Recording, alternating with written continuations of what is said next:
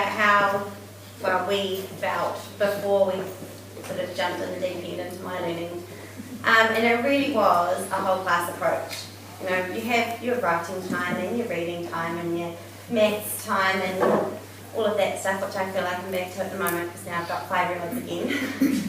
But yeah, it was sort of very structured. We felt like there wasn't much flexibility just because you plan everything in those blocks with your groups and everything. It's all organised into one, like sections basically. So it was very teacher controlled. It was up to me to know everything. You know, I had to know the child's level, where they were, the next steps that they had to take.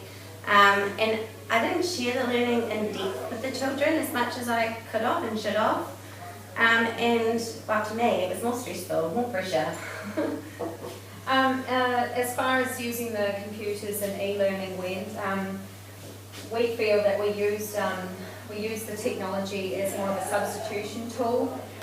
Instead of publishing, they would publish on the computer, or instead of doing like a worksheet, they would end up just doing an online activity. It was substituting. We had issues with kids having problems with computers all at the same time. I would stick a reading group onto the computers all in one go, and chaos would arise when, you know, computers aren't working, and you'd have, 6 to 8 kids coming into you once saying, wow, what do we do? And all these problems came out of it. You kind of scramble and find something for them to do because your time needs to be spent with your group that you're teaching. Research skills weren't really a priority at that time, and there wasn't enough computers working at the same time. So often I have kids sharing a computer, which is never as valuable as when it's one-on-one.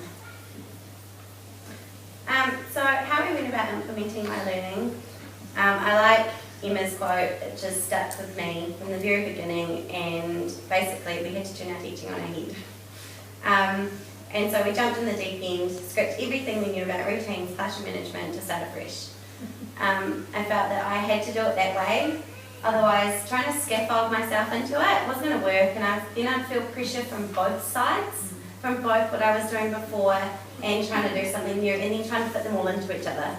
And it just wasn't going to work for me. So yeah, I started completely afresh. At the beginning of the year, we started a unit, Learning to be a Learner. And so learning was the real focus.